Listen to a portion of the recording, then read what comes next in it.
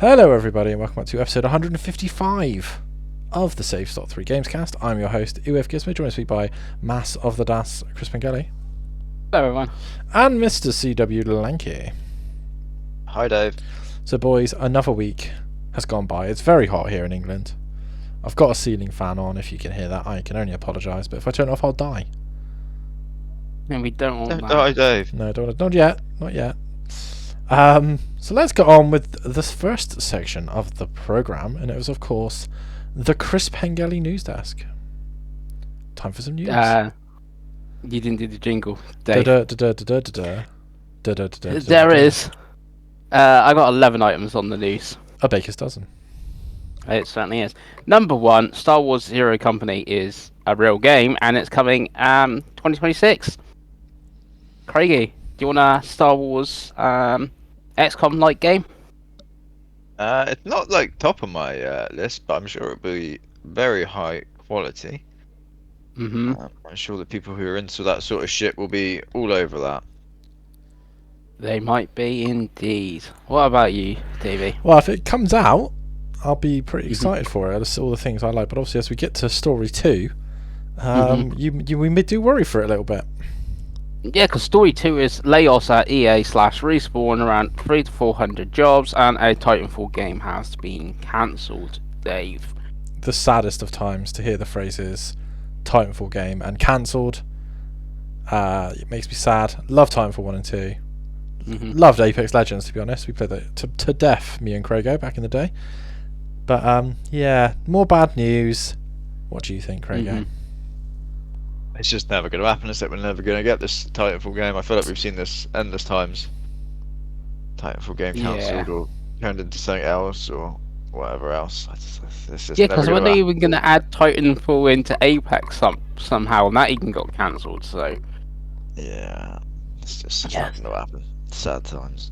No, but 300 to 400 is an awful lot to go. And that, I guess the Star Wars game is going to be done to this new studio, which is XCOM. But it does even make me worry for the next Star Wars Jedi game, if you're losing that many people. By the sound of it, this is all driven because Apex and their football game, whatever it's called now, didn't generate the money that they normally do. That is what's basically... Because if there's not enough money going around, then people are going to lose their jobs. That's the way we're living. Yeah, I can kind of get Apex being down. How old's that game now? And stuff. Have people moved on? You think EAFC would still do quite well? People still, football is football, isn't it? So. Is it that thing of, I think we talked about this before, though, is as Ultimate Team kind of peaked now? Yeah. At one stage, that was just absolutely printing money, and everyone you knew was addicted, and how many people have we spoke to in our jobs and that, and they're like, oh yeah, I spend £1,000 a year on fucking Ultimate Team. You're like, you've what? Yeah. Whereas I feel like that I never hear anyone even talk about Ultimate Team anymore. So no, that was the cash cow, wasn't it? Maybe yeah. Too much now. Yeah, not good. As we've been off quite a while, we had the first ever Galaxy Showcase. It was okay. There wasn't a huge lot. The biggest news, in my opinion, was we're going to get an FBC Firebreak Showcase. That's already been and gone as well, and that FBC has got dated for June 17th. It's going to be on Plus and Game Pass. Or you can buy it for $32.99. There is an upgrade for £7 deluxe version. So if you were to play it through Game Pass, you can pay the £7 and get the deluxe version of this. Craig, June's turning out to be a pretty busy month for video games. Every month's a busy month for video game, Pengi. Yeah, we got a new console as well in June. I started watching this Galaxy Showcase a little while ago. I think I might have got halfway through, and then I was like, it was getting late, I'm going to go to bed, I'll finish watching this at some point. I never went back to it. But it was actually, from what I watched, it was actually a lot better than I thought it was going to be, in fairness to him. It started off quite well with Painkiller and stuff like that, and then the middle was a lot of filler, and then it ended with a new game from X Call of Duty Death, which I was like, "What is this? The new PlayStation Studios like game?" No, it's like the other one. Remember, there was two of them. They've fallen out, and it's the one that left PlayStation's their game and stuff like. It was like a medieval shooter thing. It looked very weird. So it was like Is this the 2027. one where you're? Is it the one where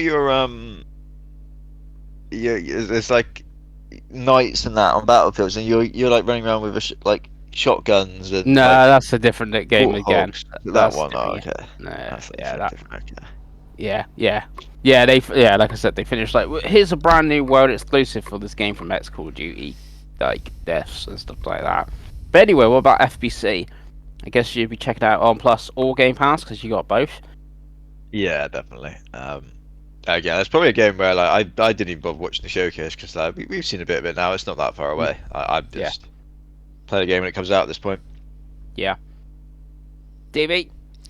Yeah, obviously I didn't watch it because there's just not enough hours in the day to watch all these random showcases. But yeah, for FBC, same as Craig. I'll try it on Game Pass if I get time and I'm not just playing Mario Kart.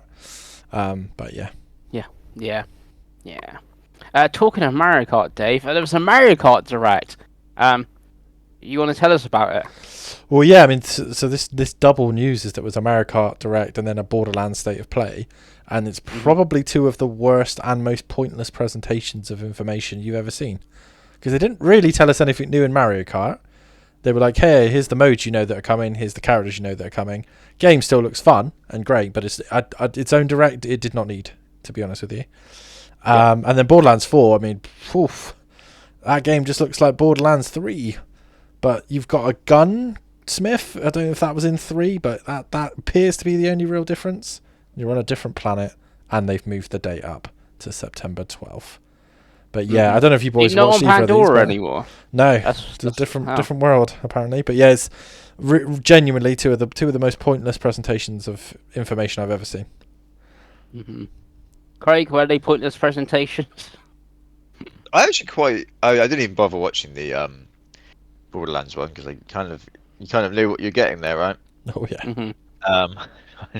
I skipped that entirely. I actually didn't mind the Mario Kart one. I thought it was quite a fun watch. But then also, in fairness, I probably haven't watched as much Mario Kart coverage as you guys did with all the tree houses and all the previews and all that sort of thing. So for me, it was probably like, this is just like a more concise, like, it's 20 minutes of this information, I suppose, like the stuff being spread out over all that time. So yeah, I thought it was quite good. It was good to see them showing some more of the open world stuff, because I think that was one of the concerns was, if they're moving to this open world style, there needs to be stuff to do in it, right? There needs to be collectibles, there needs to be some challenges or something. You need to be doing stuff. So it was cool to see that. Oh, it looks like there's a lot of stuff to be doing in the open world. That's how you get the costumes and the challenges, and there's the Princess Peach coins or whatever it was. So it looks like there's going to be a lot of content there, which is good, right? That's what we're going to want from a launch game. Oh yes. Yeah, I'm not 100% sure all like the Peach coins and stuff unlocks. Obviously, the petrol stations, that's where you pick up the new costumes. Where it's like, okay, I've got my Cowboy Mario costume now. I know what I'm doing there. Sort of thing. Unless I just missed it in the Direct, what like Peach coins and stuff. Do they like buy cars or something? I don't know. The costumes look really cool as well, I will say. They do. It looks like they've done a really good job of that. Yes. Talking about things that look very cool. Xbox announced 2 new Doom controllers and a wrap for the Series X. And I believe you've got one of these items, Craigie. Yes, I have the Doom controller, the normal controller, because I think they did an Elite and the normal one. Yeah, they did an Elite, yeah. I got the normal one because I don't need Elite. I don't play multiplayer games anymore. I'm not killing people on Overwatch like I used to be. That would be wasted on me. So I do have the normal one. It's really cool. I really like it. It's beautiful. I love the fact that the face buttons are like the runes instead of the actual symbols. It might get confusing, but it looks cool. And it's even got like the nice like grip on the back, kind of like the Forza Horizon 5 controller had the different grip on the back to make it feel like a steering wheel. So 3 new This has Warhammer got 40 something a little bit similar. So yeah, no, it's a very nice controller. I haven't actually used it yet, because I couldn't be able to set up and change when I was playing Avowed. But when I start my next game on Xbox, that will be the controller that we'll be using for sure. Davey, did you think about picking up any of these items? No, they're cool looking. I did see actually that the controller, the main controller that Craig's got, is actually up for pre-order on Amazon, but obviously later than the Xbox store. I'm guessing Craig bought it from. Yes. But no, it is cool. Again, I think Xbox does a really good job of their special edition controllers, and obviously, as we're going to talk about later, Craig has probably got one of the last ones at the price he paid. So yeah, I think they all look cool. I wish they did more stuff for the Series S. I don't know why we couldn't have a Series S wrap at this point, but it's semantics, I suppose. I guess with that, you would only wrap like 2 sides in the top, and then you have to have a big chunk cut out because of the big circle. Yeah. Well, obviously they actually just wrap it around, and a job's a good one. It's true. Sort of thing. Next news, we got some dates for bits and pieces and stuff. So Robocop Rogue City Unfinished Business is coming in July.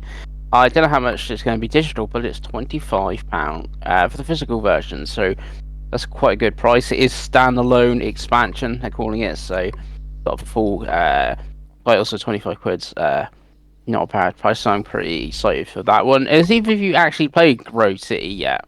No. No. It was on sale not long ago on like Xbox and PlayStation for like £4.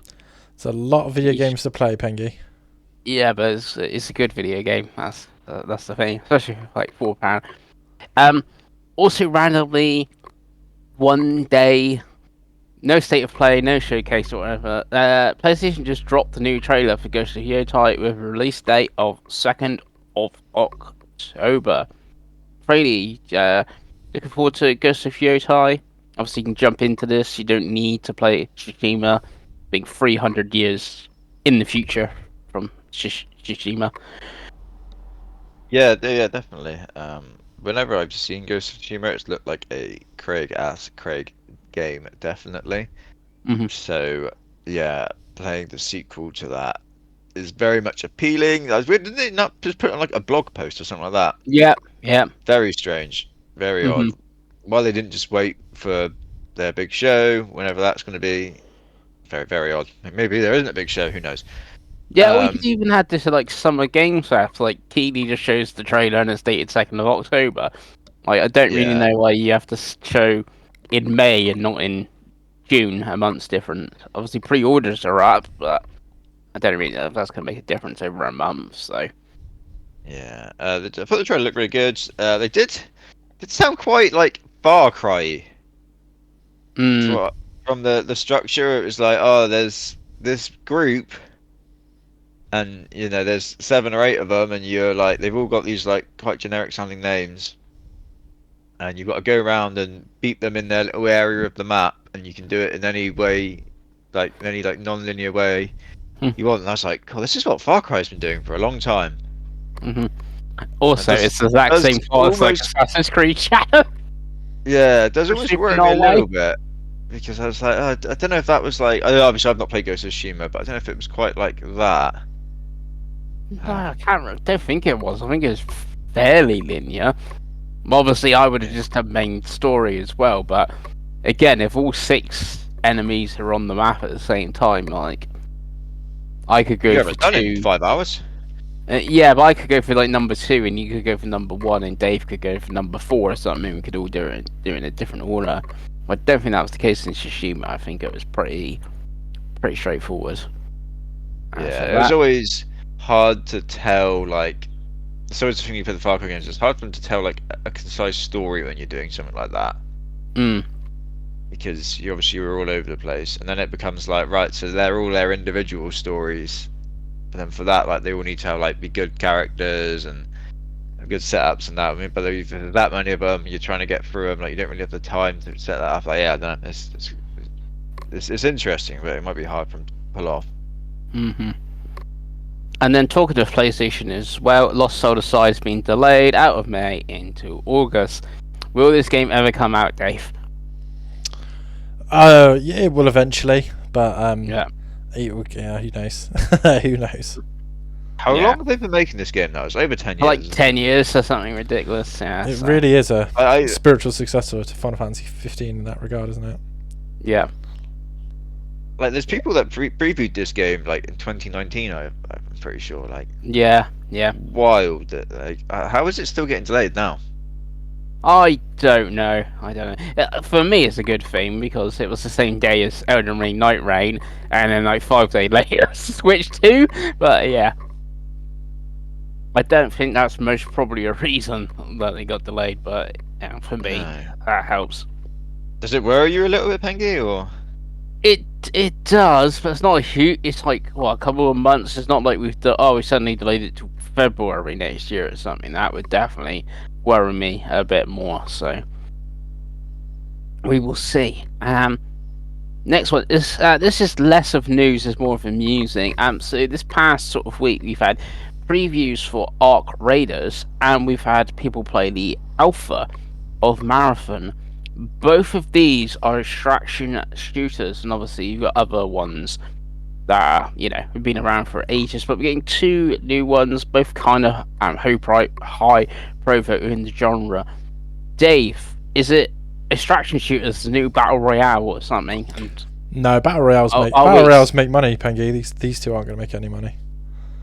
are we excited for these and the genre, etc.? No. Not to be Mr. Negative, Arc Raiders I'd never heard of before you put this in there, and I looked at it and I was like, oh god, it's just Concord. It's even got a similar art style. And then Marathon looks terrible. The more I watch of Destin's coverage of it, I'm like, you cancelled a lot of games for this Bungie faith. It's not 2014. But yeah. What about you, Pengi?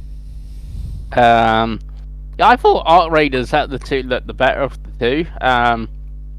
More realistic style than Marathon, but Arc Raiders looked much more of a complete video game than Marathon. But then I guess Marathon's only in its alpha at the moment. What about you, Craig? I would be very worried about both of these games right now if I had any money involved in this for them. Mm-hmm. Very worried. I've not seen much of Arc Raiders, but I'm not. Yeah, I think it is free to play over Marathon being a premium title. So I guess out of the two, that might help it a bit.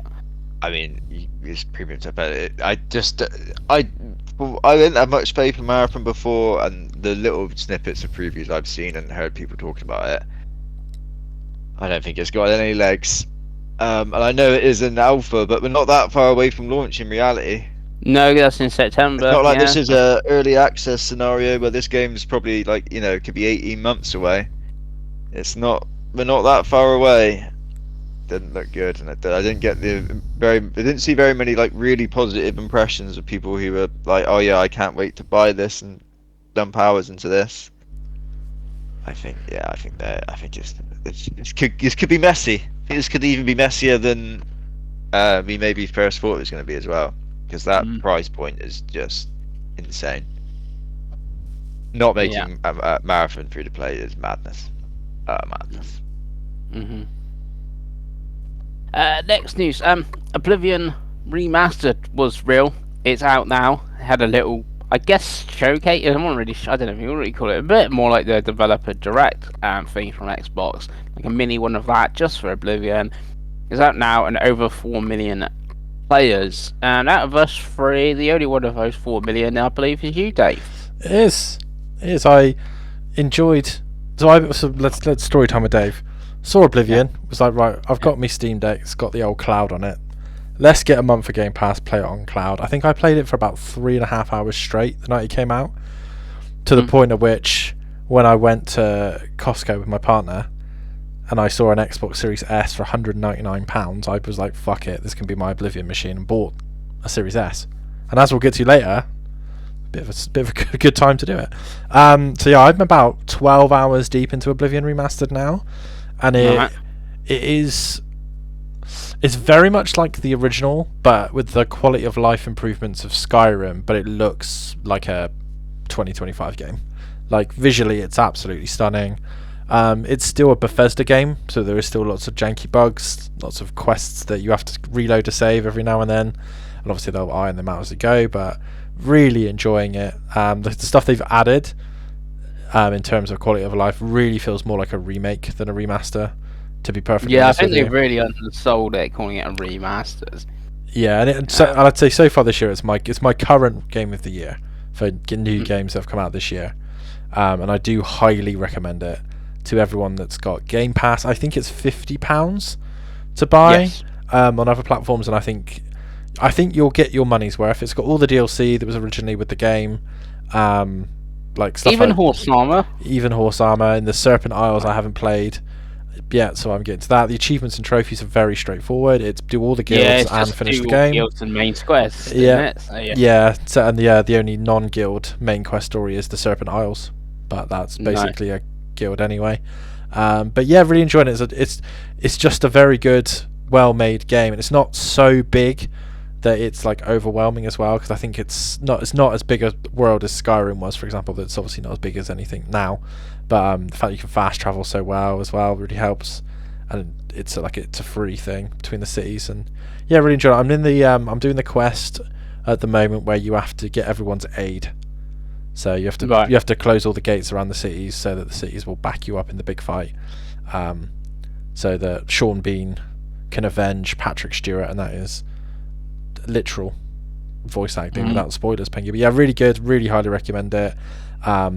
Plays great on the Series S, and it played great on the cloud, and obviously it will look better on a PC and a PlayStation 5 Pro and Series X, but I've had no qualms about the game's performance and the way it looks, so very much recommended. And if you haven't played an Elder Scrolls game before, I would suggest this is a very good one to start with, because it's got probably a better intro than Skyrim. I think Skyrim it throws a lot at you, Skyrim, quite quickly, whereas this is kind of eases you into how the game plays. So yeah, very impressed, Pengi, very impressed. Yeah, Morrowind just checks you out of a ship. Oh, Morrowind's even older, isn't it? So it's but yeah, that's what we need a remake of.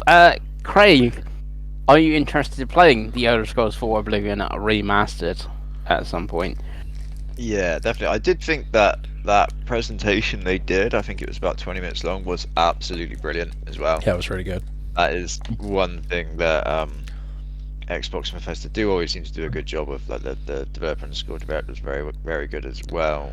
And I think they did a very good job of, like, they had the old team from, the people who were still knocking around at Bethesda when they originally made Oblivion, kind of talking a bit, and they had this new team in France, is it? I think they're talking. Did a good job of not just having people talking and actually showing stuff and having a concise trailer. I thought the actual showcase they did was brilliant, and the game does look really, really good. Graphically, it looks pretty phenomenal. I thought, like, I don't know, it probably looks better than Avowed, I'd say, which is obviously another Western RPG that Xbox has put out this year. But yeah, it's what I definitely want to play. It's just as I'll get to later. I've played a lot of RPGs recently, so having another big one. You can never have enough RPGs at this point in the year is a big ask. So yeah, it's one I probably might get to. Like if we get a bit of a, so it's a big if, isn't it? If we get a bit of a drought later in the year because everyone's trying to avoid GTA, I can see it being when I start playing then, definitely. Yeah, that could be a thing. November, the only game is GTA. You'd be like, oh, I'm going to play something else as well. It'd be Oblivion.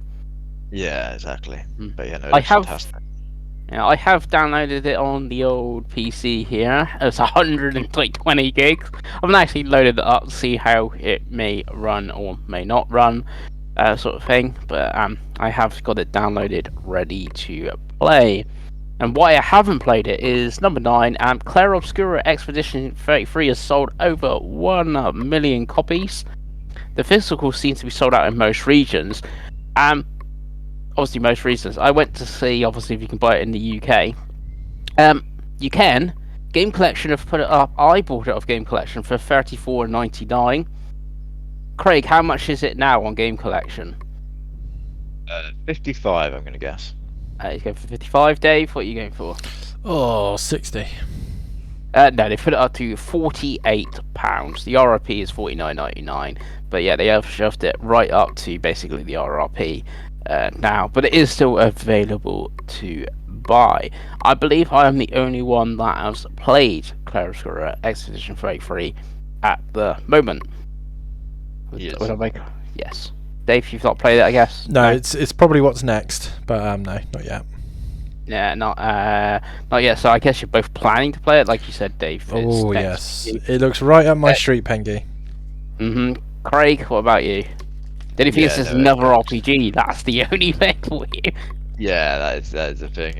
It does look incredible though, it doesn't it? I remember when this came out and people were questioning like, why is it cheaper? Like, why have they not put this as a full price game? And always people were like, oh, like worried about like, why is it not a full price game? No. I guess they're probably maybe regretting that a little bit right now. I don't know. Yeah. They didn't charge more because it sounds like it has sold all the copies, right? Why I find the physical might be sold out is like obviously not because 1 million is a lot of copies, and obviously most of that would be digital. Like let's say 600,000 is digital, 400,000 physical. I don't know. I think they've mostly it's that popular. It's more like the didn't make enough copies, of it and didn't expect it to do this well. The problem is I don't know whether people is going to be restocked because factories will be printing, I don't know, Doom or something now, and instead of reprinting a Clair Obscura Expedition 30. Is it still £35 digital? It's £45 digital. Okay, and then obviously it's on Game Pass, right? Yeah. I would recommend people play it on Game Pass if you can't get a physical copy. That'd be the way to go. Yeah. And talking about other things selling, Elden Ring's now shipped over 30 million copies a day. You're two of those 30 million, I think, aren't you? Oh, yeah, I suppose technically, yeah. Yeah, cool. Whatever, and it'll do more on Switch too as well. But yeah, again. I don't know how many million it will do. Yeah, other than you, Pengi, me and Craig don't care. You don't care. There's a lot. It's just a lot of that. It is a lot. Of copies. It's a lot of money. Because that's like high Nintendo numbers, isn't it? 30 million. Yeah, we're not getting rid of the Souls likes, Craig, unfortunately. No. It's probably why we've got a tie-in coming very soon as well. Oh right? yes. Yeah. The next news, PlayStation Essentials, that's the bottom tier, for May have been announced, and it's a weird one because I think it's mostly the worst month we've had, but I know one of these games is very popular. The games are Ark Survival Ascended, Balatro, and Warhammer 40,000 Bolt Gun. And Dave, you're going to tell me it's great because Balatro's in here, and Balatro is great apparently. Well, it's a great game, but I think value for money wise, I don't think it's a particularly good month, right? Because what Bolt Gun is £15, maybe 20. Yeah, and it's been out for a long time, and has been on Game Pass. It may not be now, and I think I think it's on sale quite frequently for under a tenner. Balatro is £11, and Ark Survival. If you wanted to play Ark Survival, you're playing Ark Survival. I don't think it being on Plus is going to make people play that game. But no. Again, Balatro's fun. I think, other than unless you've got a Portal, I probably wouldn't recommend playing it on a telly. It's definitely much better as a handheld or mobile game for sure. Bolt Gun's great, obviously made in Bristol, so it's highly recommend it. But yeah, it's I don't know. I don't think it's a great month, but they are very up and down. Yeah. Craig, are you going to check out any of these? Are you finally going to check out Balatro, play it on your Portal like Dave kind of suggested? I don't know, probably not. Bolt Gun is one I've always looked at and always thought looks cool, but it's just getting to it, and that's the thing. Yeah. Like I said, I've seen it. I'm sure it was on Game Pass, wasn't it? If it's not still on Game Pass, so it's one that, like I said, I've always wanted to play. It's just hard to squeeze everything in. Yes. I am not bothered about any of these whatsoever. Thing. And then the last news is Dave alluded to it, and we had it sort of last episode with PlayStation, and now it's with Xbox. We've got price increases for consoles, accessories, everything. So here in the UK, Dave's Series S 1 TB will now cost him £349.99. What a bargain I found, boys. Jesus. Put it on eBay for 250. Yeah, right. Yeah. God. Yes.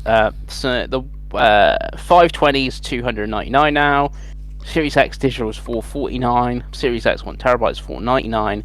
And the 2 TB Galaxy is now 589.99. I believe the X, from what I can find, went out by 30 quid here in the UK. But if you compare it to the United States, though, the X went from $500 to $600, $100 increase over there. I guess those tariffs aren't great. No. 30 quid sounds a lot, but 100 is quite a bit more. Dave, what's your views? Because you're obviously very negative when PlayStation did this last time. I maintain my negativity. I can't believe that we are putting game console prices up 5 years after they came out. To me, it screams that they've sold as many as they kind of want to sell, and they know it's not like it used to be, where you make a small loss on a console because you know there's lots of money to be made from selling games upon that console because there's new players. It feels like that's not the way the industry is anymore for consoles, which is fine. It changes, right? People play less games and spend more money within those singular games than they do buying lots of physical games, and there's subscriptions.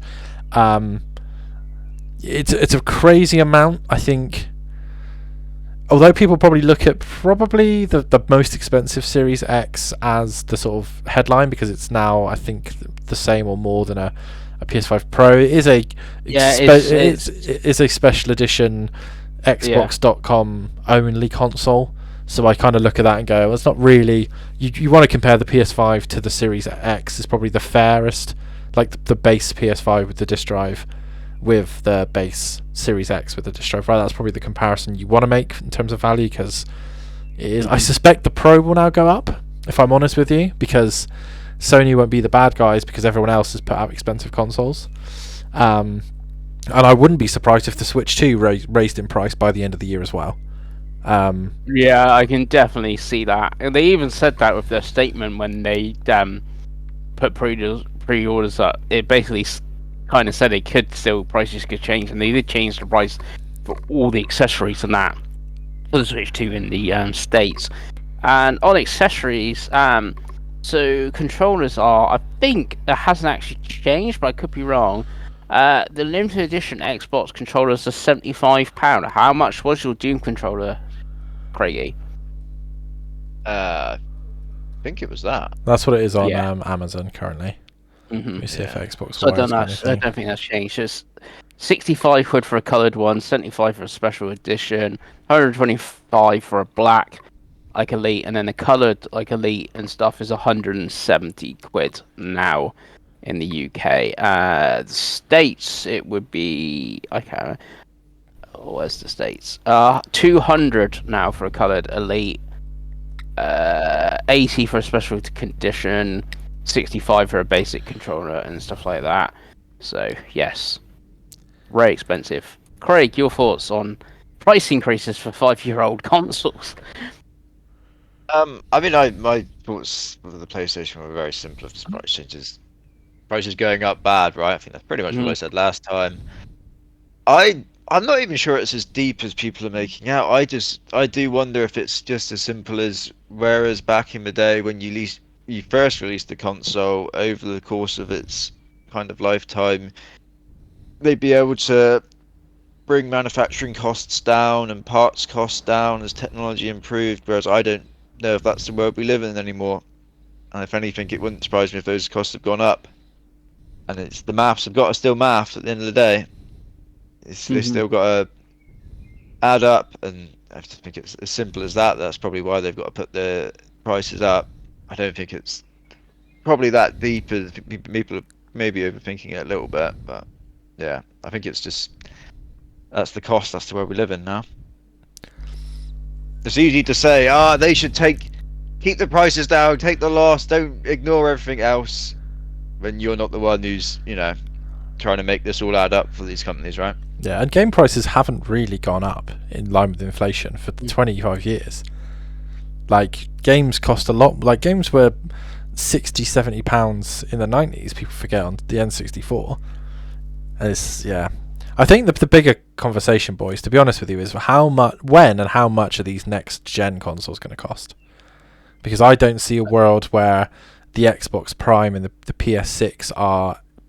I don't see a world they're under £500 at the moment. I don't know if you guys disagree, but I don't. No, I don't see a world where they are. They're going to be priced. Especially Spencer had that interview where he said we're not going to subsidise the costs and stuff like that, knowing they're only going to sell like 20 odd million now. So I can see that being like 800 quid or something ridiculous like that. And like the PS6 being like 700 and stuff as well. So yeah, and if you go across the pond if you go across and look at the prices of PC parts at the moment, this shit's still cheap, Craig.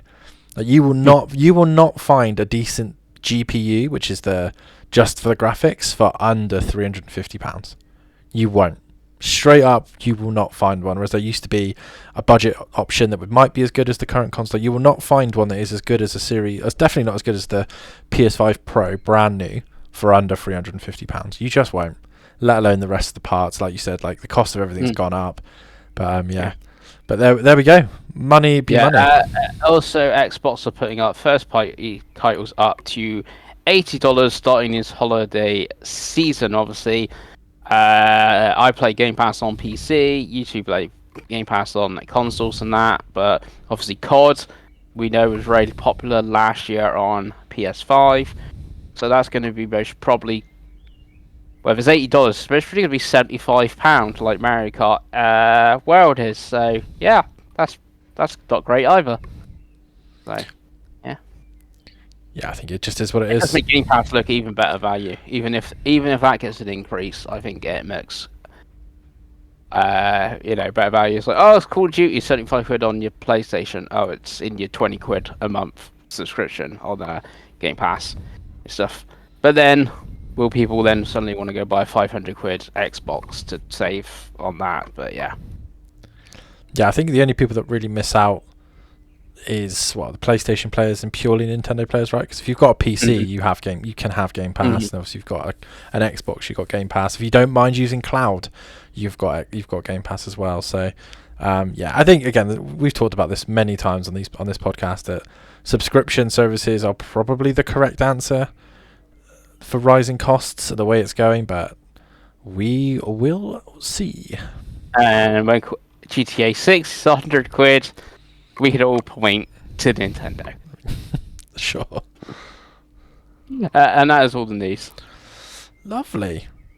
Well, it's always good to get some news. So we're going to get some more news, sort of, in terms of our topic of the show. Is the games of May. To quote Justin Timberlake, it's going to be May. So, Craigo, I believe you have the resurrected Game Informer list. We do. We're back, boys. The Game Informer list and we're better than ever.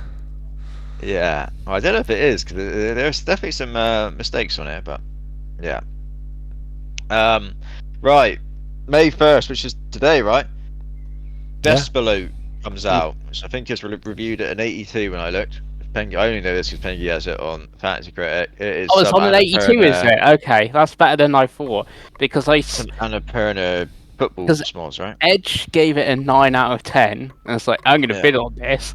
Edge gave it a 9 out of 10, and then I saw this morning, the first review, Push Square gave it a 5, and I was like, oh, this is Eternal Strands all over again. Yeah. This is not going to be good. But 82 is not bad. Push Square are particularly bad for reviews, mind. I think they gave Bolt Gun a 6 as well, which is a bit of an outlier.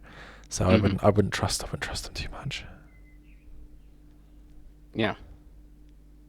Other than that, we next have High on Life comes to Switch on May 6th. We didn't talk about that, but that's cool. That's a good game. What else have we got coming around here? On the 8th, boys, we have Revenge of the Savage Planet. Hell yeah. Which I believe this is on Game Pass. It is. I have it preloaded, Gamescast. ready for our inevitable co-op session, Gregor. Yeah, this is the co-op one. I did play the first one. I quite enjoyed the first one. I thought it was quite good fun. It's like a little bit different What as have well. you got that on fantasy as well, haven't you? I have. Dave does it, and I've got it counter-picked. 'Cause I Yeah. think it's fun. I don't know if it's a high review score game, personally. And what they've showed has been a little bit cringy as well, I feel. But then that is the whole kind of comedy of the game, I guess. Yes. That's what they're going for, isn't it?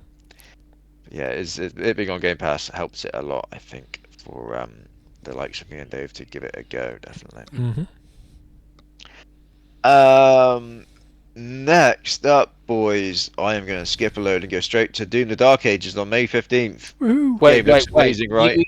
You skipped the Midnight Walk. Happy. Oh shit, I did. Yeah, you're right. Happy for you to skip the Midnight Walk, Gregor. The Midnight Walk does look very good, in fairness. Boo. May 8th. Yes. Does look very good. It is You're going to get out your PSVR 2 for it. No, but no, it does look. It did look very fun. I don't. Do we know the price? Too It much. is £32. Yeah, way too How much? But it has got a pre-order discount for like 27. Okay, that is maybe a little bit too much. We'll see. I've already pre-ordered it. I'm excited. There you go. Yeah, you got to support those PlayStation exclusives, haven't you? Support the devs. But anyway, back to May 15th, Doom: The Dark Ages. It looks fantastic. It looks brilliant. I can imagine this would be me there day one on Game Pass. One of my most anticipated games of the year for sure. And I know, Davey, you played. Did you play 2016 this year? Or I did. Doom Eternal this 2016 year? this year on my Steam Deck, and I have got Yeah. The Dark Ages pre-downloaded on my Series S. Nice. Pengi, I know you talked a little bit about being a bit excited for this. So you're going to check this out on Game Pass? Yeah, I'm actually unsure where I'm going to check it out. Obviously, I can play it on PC on Game Pass. I don't know how well my PC will run this. It should run it pretty well. Or to pick up the physical on PS5, smash it out, put it on eBay, lose like a tenner or something on it, and job's a good one. So I'm going to play it on one of the two. I'm just not sure where at the moment. Yeah, it's a big one, isn't it?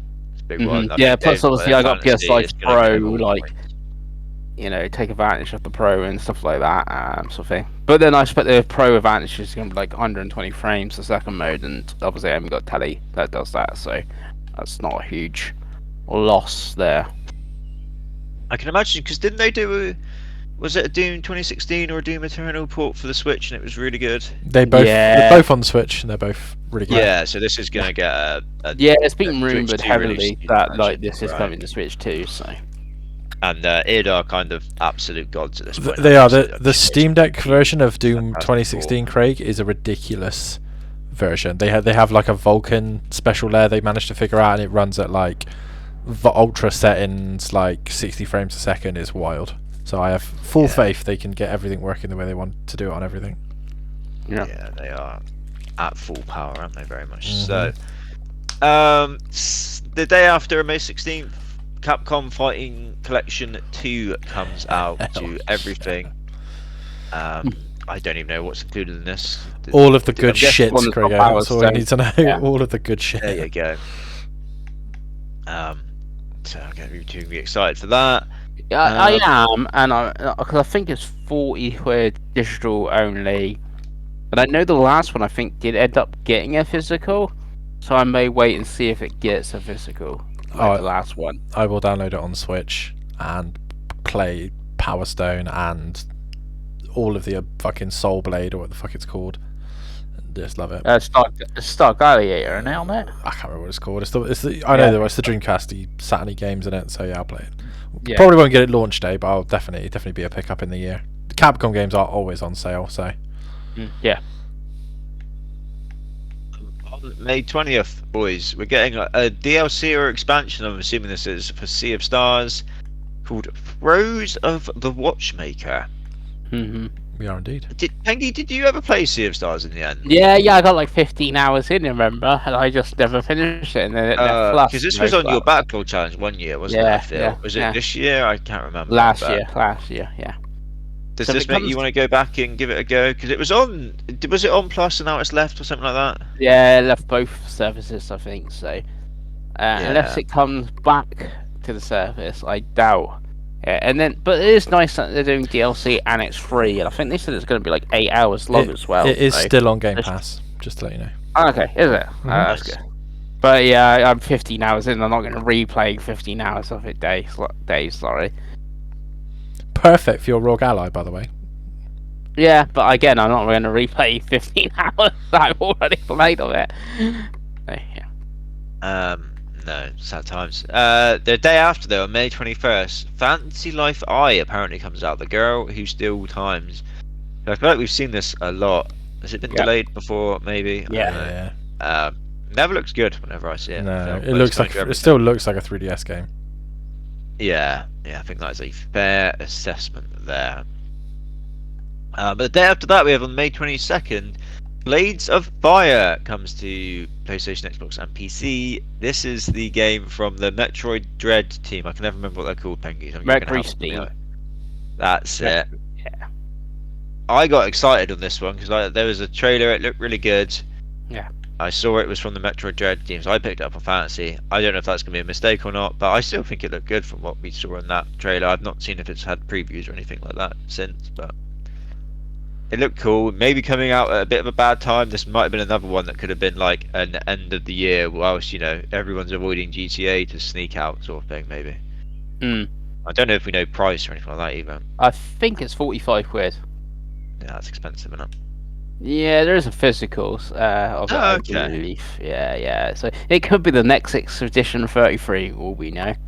Yeah, I feel like it's not that much coverage. It's probably gonna hurt it. Just kind of fill through the gaps, maybe just fall through the gaps. Yeah, especially only not that long after Doom. 5 days, something like that, roughly. So. Yeah. And then like 5 days before the Switch 2, roughly, or something. Yeah. It's. I'd bite your hand off for an 80 right now. Just give it an 80. Give me my 10 points. I'm happy. And like I said, it does look good. It's one I would be curious to check out at some point, I feel. Yeah. After that, boys, we have the next big one that I can see on May 23rd. Onimusha 2 Samurai's Destiny. Is this the remaster, I believe? Yeah. They did a remaster for the first one. Yeah, this is remastered. And this looked very much like a remaster. Yeah, this is what a remaster is, not Oblivion. Yeah. This looked very much like, what you would kind of almost picture the old game looking like now, with a bit of HD mods going on. Yeah. I can't imagine it's one for any of us. We're all just going to wait for big Onimusha next year, I'd imagine, right? Yeah, I did play the remaster of the first, but I think it was only like a tenner or something. Well, I think Capcom will like 30 quid for this or something stupid. So Yeah. So I think it's about. I think Dave did play. He did play the remaster of the first. I did. Yeah. It was fun, but yeah, I'm just looking up now because I think you are right about the price of Onimusha. It's $24.99. Yeah. It makes sense for him to coming out now. They're kind of building Onimusha back up, aren't they? For the big one next year. Yeah, and most of the we've already seen about 600 trailers for. Yeah, most of the places have them as a bundle. Like there's a bundle on Xbox, which is slightly cheaper to get them both together. So. Yeah. Right, jumping to May 28th, and this is the big one of the month, boys. This is probably a early contender for the Save Slot 3 Game of the Year. In fact, it's probably fairly nailed on, I'd imagine. Especially now that Dave has Game Pass again. And that's Toet. You mean Toet? It's called Toet. We've had this conversation before. I've decided it's Toet. Okay. Right? Yeah. This looks fucking weird, boys. Fucking weird. We did it on our closest to the Messi pin. I think I went like 70 or something like that. Yeah. But it is on Game Pass. It's pretty sure it's published by Annapurna as well, right? Yeah, I think so. Yeah. It's one they had the weird Japanese guys, isn't it? Yeah, because they had the director on the Annapurna showcase, and like they were filming him, and he takes his shoes off and stuff, doesn't they? That's and they're filming him. Yeah. And there was a draft singing at some point. I feel. Yeah, there's a giraffe going, I like to make sandwiches and stuff like that. Don't we all? Yeah. So that is a experience that we can all have on May 28th together. Yeah. On May 30th, Disney Illusion Island starring Mickey and Friends comes to PlayStation and Xbox. I'm assuming this is just Disney Illusion Island that was on the Switch, but now they've called it Disney Illusion Island starring Mickey and Friends. Assuming they've done that to try and pump some sales up. But if we put Mickey in it, more people might buy it. Yeah, possibly. Yeah, I think assuming there's that's getting what's some happened there. DLC as well, for the Switch version, which is going to be free. But yeah. And looking at this now, this is May the 30th. It's probably the best game that's coming out on May the 30th. Looking at this, What? No. I feel the like other one. there's two is more called- coming on the 30th at least. There's another. There's one. It's called Elden Ring Night Rain. That's Yeah. not the one I was thinking of. It's the one Pengi was thinking of. Oh, yeah, I know which one Dave was thinking of. I'm thinking of F125. Yeah, I was going to say he's looking at EA Sports F125. Yeah, exactly. And I'm looking at not Elden Ring. Yeah, Elden Ring's coming out. Uh, I'm a little bit maybe like because when we did our fantasy, I took this 2 and I was like, should I have taken Doom at 2? Instead, I feel like Doom might review a bit better than this. I think Doom will be better than I this. completely agree. Yeah. Yeah. Yeah. They'll never give I think FromSoft less than 7, but Yeah. there'll be a few 8s and 7.5s, I think. Yeah. Yeah. I think it's one of those. I think people are going to like it. It's going to be the old. It's the old thing with these live servicey games of how much are we actually? How long are we going to support this? Yeah, for right it is now? only £35 digitally, so Yeah. that probably helps Yeah. it quite a bit. But Pengi, are you day one? Are you all in on this bad boy? I am day one. So, like I said, it was kind of good. Lost Soul Aside got delayed for me with being Elden Ring Night Rain the same day, and then the Switch definitely only 5 days later. Switch 2, I should say, 5 days later as well. The only thing with Elden Ring, like Dave said, it is 35 quid, so it's a budget title and stuff like that. And people did obviously the tests and stuff. I watched people play it. It looked really cool and fun. But I don't really know what the overall point of goal and stuff is. Is it very similar to a battle royale? It's like I play a run, we do our run, and then that's it. And it's like, I'm just gonna keep doing more runs and stuff like that. Or is there an overarching story and plot to this? Why we've got enemies from Dark Souls and Demon Souls appearing, and that sort of thing. It's 34 quid, so it's like I'm gonna get the physical version. So if I do drop off it or whatever, I could sell it and stuff like that. But yeah. Yeah, you'd imagine surely, isn't it like basically Barrow? And then you get to the end, there's a big world boss at the end, right? Yeah. Surely you're gonna beat one, and then you're gonna move on to the next one, maybe, and you're on Yeah, the next one, yeah. and then that's how you're Yeah, so progressing maybe through the there's 8 game, and world then- bosses, and you got to do your 3-day run, and then that 3-day run obviously is random, and then you get to the end and you defeat all 8 bosses or something, that sort of thing. And there'll be things like level up, Recluse to level 30, level up, and Duchess to 30 and stuff as well. So Game Informer still has Lost Soul Aside on the 30th. They haven't changed that yet, Yeah. and they still have Rune Factory on the 30th, whereas that's been moved back to coincide with the Switch 2 launch, right, on June 5th. Yep. So that's not actually coming out in May at all. So that is it, boys. Pretty good month. Yep. Pretty carried probably for me by Doom, because that is the big one that just looks phenomenal for me. But yeah, what about you boys? Do you think it's a good month, Pengi? yeah, I think it's a pretty good month. I think there's only 2 or 3 games I'm pretty interested in. Doom, Midnight Walker, and Elden Ring, but 2 of them are pretty big, titles in Doom and Elden Ring. So yeah, it's a pretty decent month, sort of thing. And I got lots still to play, and I know there's going to be lots to play in June because of new consoles and stuff. So Yeah, it does. It very much feels like the Lord of the Rings, the deep breath before the plunge, right? Mhm. We know we're getting the Switch 2 in the start of June. So you're there is enough in May to get excited about, but there is also in the back of your mind, you're like, wow, very, very soon into June, we're going to have a new console in our hands, so that's exciting. Yeah. Absolutely. Nice. What about you, David? You excited for these games in May? Yeah, I'm pretty excited to play Doom. And then I think, to be honest, like you guys said, there's so much to play in the run up to the Switch 2. I mean, I've got to finish Oblivion. Like, I'd quite like to play one of Expedition 33, Avowed, or South of Midnight. So that's 3 games. Towerborn's just come out. That's 4. Indiana Jones I haven't played yet. That's 5. Like, you know what I mean? So it's like, that's just Xbox before I even think about my backlog on Steam Deck or on the Switch 1. Yeah, I think it's pretty chaotic, and I think as the months go on, it doesn't really let up. Like, I look at June and July here, and I'm thinking, oh fucking hell, like, we've got Tony Hawk's come in, and at some point I want to play. Obviously, Donkey Kong comes, and then I'm like, I will pick up one of the American football games. So like, I'm there, which one of those I'll play? Like, college football comes out in July, and Madden comes out in August, so it's kind of like, oh god. I guess the only good thing about Madden, we do get it over here, like, properly, don't we? Well, college football, funnily enough, Pengi, comes out when I'm in America. Oh, so you'll pick up the physical. So I could, even though I would probably play it digitally anyway, because I don't have, well, it's not on Switch 1.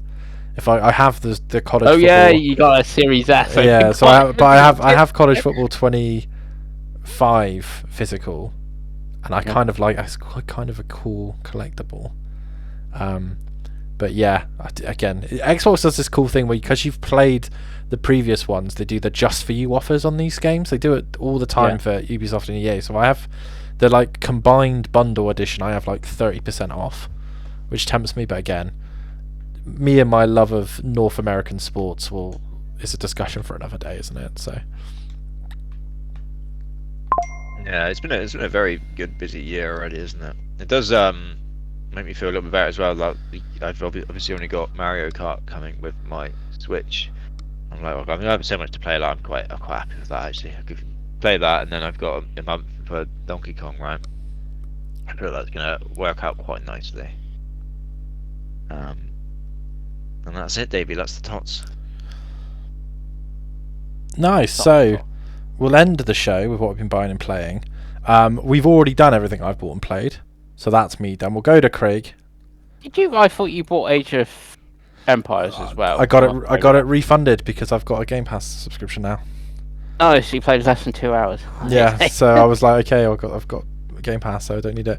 But yeah, Craig, you do you, and then we'll end on the Pengi. I will say, Pengi, I want you to try and keep it within 15 minutes. Okay. That's my challenge to you. I know Craig will, but that's my challenge to Chris Pengelly. Craig, off you go. So for me, I don't think I've really bought. If I guess maybe the Doom controller, if I hadn't bought that before on the last podcast, I can't remember. It came very quickly as well. It literally, I didn't even. I thought it wasn't out until closer to the game coming out, and then I literally bought it, and then an email was saying like, oh, it's coming tomorrow, and I'm like, oh, already? Okay. Fair play. In terms of playing, we've been finishing off some long games, boys, which has felt pretty good. So I have finished Avowed now. Just a smidgen under 50 hours for me. I think I was at like the 3rd or 4th area last time we did the podcast, so I did kind of power through it a bit. I think the end is actually, because I've said a lot on the podcast about how I feel the combat's good, but like the story, characters, maybe a little bit weaker. The end is like probably the better. Like it gets better definitely in the story and characters regards. The last area you're in, which is like the dwarf area, is probably my favorite area of the game. With the best kind of story and the best characters going on, and I do like the way it all wraps up. But by the end, I was very much like, oh, actually, yeah, I'm in on this. You've got me. I'm hooked. Whereas before, I was kind of like, I was more hooked on the combat and kind of the gameplay loop than anything else. But no, definitely by the end, I was like, oh no, I'm in now. I've got this. So yeah, I finished that. That's very good. And then I finished. I was like, right, I finished Avowed, boys. Before I start anything else, I'm going to finish Metaphor Refantasia, because I've been playing this since, I don't even know when at this point, boys. Like November? Launch? Maybe? I don't know. Well, it might be launched because I played the demo, didn't I? Was that before No. launch? Maybe. Yeah. I don't know, but yeah, been playing it like on the portal on and off for a long time, and I was like, right, I'm gonna like instead of having this as like my secondary game, I'm gonna like right, this is gonna be my full focus to get this done now because I'm really enjoying it, and I did want to kind of wrap it up. And it is a game where it's like. I spoke to Pengi about this. How it's a very good portable game, but it's also a very like not a great portable game, handheld game in some regards because it's the sort of game like a JRPG you want to be playing handheld, right? But it's a hard game to only play for like half an hour. It's a game that you kind of need some time to play at the same time. So it's not really like, right, I've got half an hour before bed, I'm gonna like switch it on. The dungeons do tend to be quite long, or like if you get into like a story bit, the story bits can go on for quite a while as well. So I was like, right, let's make this my main game. Let's get this done. So I have finished it now. I think again, just a smidgen under 100 hours this time, boys. So it's a short one. Nice. Nice. um, God. and that's obviously combining my 10 hours in the demo and then what I played in the main game. But yeah, it's fantastic. It's a brilliant game. I think I finished on level 75 as well, which is pretty high. I went into the very last dungeon, level 70, and then there's actually like they do a good job for the last dungeon of like, oh, this is a good place where you can grind up some more levels if you need to, if you are a little bit underleveled. So I didn't really need to grind. I just naturally going through that dungeon, I went up a good 5 levels, which then put me in a good spot when I was facing the big bad at the end. I think the big bad is like level 82 or something like that. So it's like, okay, I'm it's pretty comfortable now. Actually, the final boss fight I didn't find too tough, in all honesty. There were definitely some boss fights before that I thought were much more difficult, and definitely some of the optional ones as well. Towards the end of the game, at the second to last dungeon, you unlock like there's like trials of the dragons, I want to say, or something like that. Where you unlock 3 towers basically, and at the end you have to fight a dragon. All 3 of them. Some of them are pretty difficult, and I'm guessing they are very much there again to get you leveled up, ready for this last dungeon. So yeah, I finished that. It's brilliant. I love I love the story. I love the characters. The voice acting is fantastic. It's a very good game. It's very, very good. I would very much recommend it. Although I say that knowing full well that it's hard for any of us to squeeze a 100-hour game into our plans, right, boys? Mm-hmm. Especially as like I was saying to Pengi, I don't think it's one that I don't know how long because I know I always take a little bit longer to beat games anyway. I don't know how long to beat is. I'm frantically looking that up now, but it's the one where I'm like, I don't think you can really Pengles this too much. I think you will just get underleveled eventually, and you will be fucked. So the main story, people they're saying 65 and a half, and then main plus extra 86. I'd say it's probably more like 86 maybe if you were trying to rush through. Yeah. Because I think, like I said, you will get stuck. You will find yourself, unless you are literally following a guide and you are doing exactly what they say and you are grinding in the exact most kind of efficient places you possibly can. You're gonna get to a point and you're gonna be like, fuck, and you're gonna be a little bit screwed. But yeah, it's fantastic. I recommend it. But yeah, there's that caveat that it is a long boy. And I think I kind of get now after playing this why I feel like when you hear people talk about like Atlas games, they always have like one that they love. I know for Dave it's Persona 4. I think for you, Pengi, it's Persona 5. Yeah. I kind of get why people probably have that one because they probably play that one and it's so long, and that might even just be that's your Atlas game, right? Because it's almost intimidating then to squeeze because as much as I really love Metaphor Fantasia, I'm like I want to play Persona 3 Reload. That looks good as well. That came out the same year, which is mental. But I'm like, that's going to be another 100-hour game. Where the hell am I playing that, Dave? You know what I mean? Yeah. So I very much get. I was going to say it's on Game Pass, isn't it? But I was going to say a Switch 2 port would be pretty handy. Just play it handheld. Yeah, exactly, right. Yeah, I think if I was to play it, I probably would even buy it on Switch 2 or PlayStation, so I could play it handheld definitely. Yeah, but yeah, it's very good. Very, very good. And then the only other thing I have played a little bit of was Lost Records, which I started on the Portal. Kind of this took over Metaphor as my Portal game. I've only played about an hour, so I can't really say too much. It seems quite slow at the start. I thought. I know one of the guys in works, his missus has played it, and that's kind of what she said as well. Apparently, it does get a bit better. But I think Pengi wants to play this one. I do get what you're saying about the comparisons to Yellow Jackets. Is that kind of you do a bit in the present and a bit going backwards and a bit in the present, and trying to tell those two stories at once, and link them together. So I think I will probably carry on with that and at least do the first tape. Although I think the first tape is quite lengthy, 6 hours or so, right, Pengi? Yeah, the first tape is most of the content. Yeah. So yeah, I probably carry on with that. Actually, it is the handheld game. This is more of what you would want for a handheld game for me, whereas I can just play for like half an hour and then save and put it down. Like I said, whereas Metaphor that was more difficult. So yeah, played more of that, and I've kind of I finished Metaphor at the weekend. I want to say maybe Saturday. I haven't really started anything yet because it's been busy. There's been lots of football on, right, boys? We're getting to the end of the football season now. It's hard to kind of be like, I'm going to start something. I think the next thing I probably will start will be South of Midnight, just because it's a bit shorter. Something like a 10-hour experience is quite appealing right now, after playing 50 hours of Avowed and 100 hours of Metaphor, as opposed to, even though we've got these new shiny games of Oblivion and Expedition 33, but they're going to be long boys, aren't they? So yeah, I think for me it probably will be South of Midnight next, just because it's something a little bit more bite-sized, right? And that is it. That's all I've played. Nice. So, Pengi, take us home. Yeah.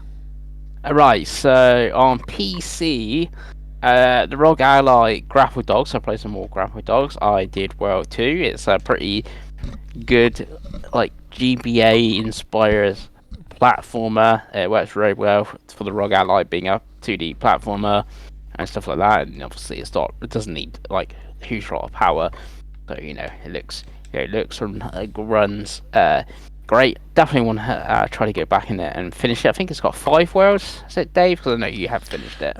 For the main game, yeah, I think there might be some extra difficulty ones in there somewhere. Yeah. So it's that, and then the other thing I played on PC, actually on the laptop here, is Rematch. I got into the beta, but on Steam, play some of that. I did record footage, put it on my channel.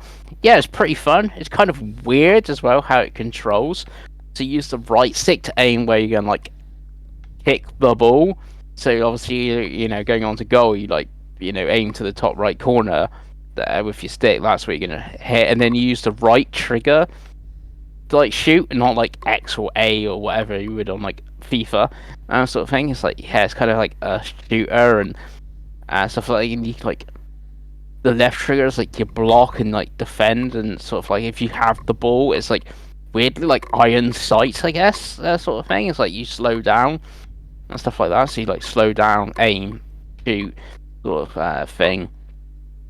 So the controls are kind of weird compared to other football games, but kind of makes sense in this game, and it kind of feels, even though I've not played Sifu, I was like, I can imagine this is how Sifu sort of plays from it. So it's pretty fun.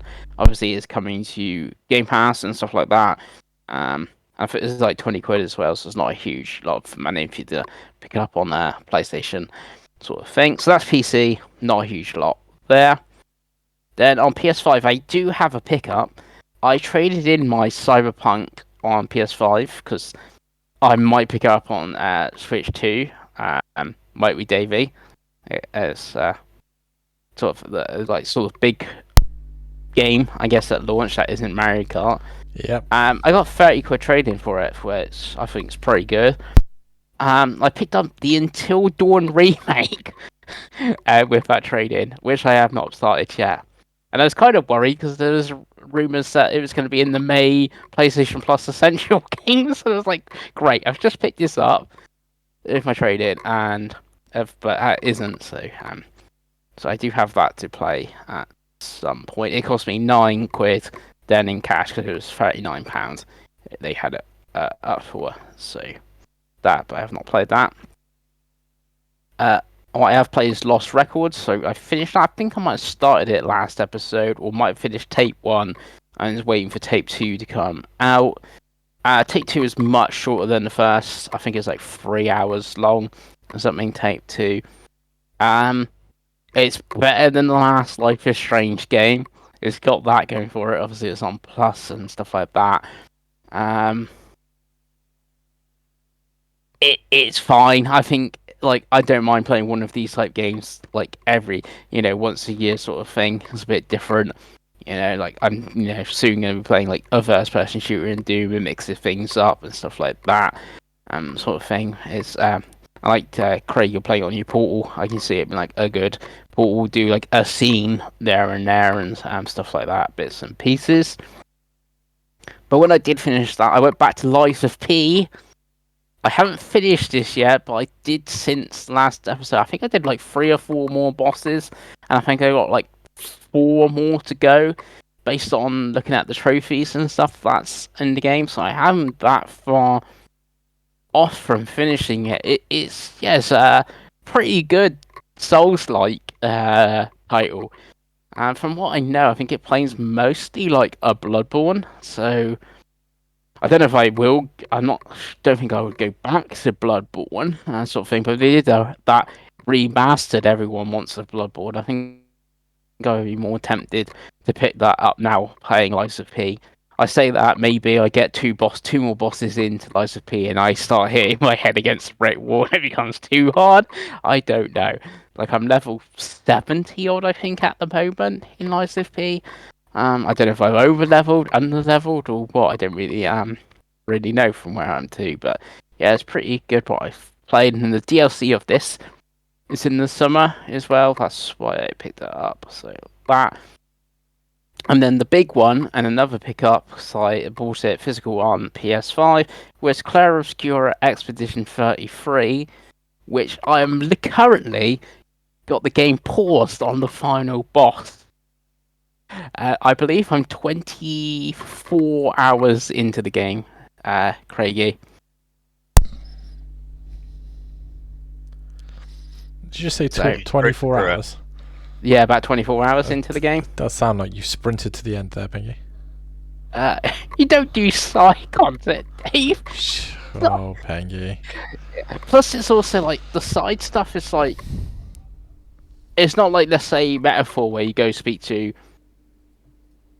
little Timmy and he gives you a side quest, this sort of thing. It's like it's done very different, like how you talk to characters and stuff is done. Like there's a character like really near the start of the game. It's like I'm looking for the light. I'm like, that's a side quest apparently, but it's like you never get anything in like your like the menu's going, this is your main quest, this is your side quest, nothing like that in that.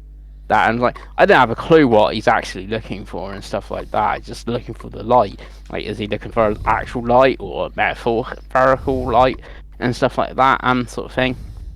I think the voice acting is great in this. Obviously the voice cast that they announced was pretty good with is it Charlie Cox, his name, that plays Daredevil, like him, Ben Starr, Andy Serkis, Jennifer English, and stuff like this. It's great. A voice that the combat is really cool. I think Craig, you'll love it because it's kind of Persona.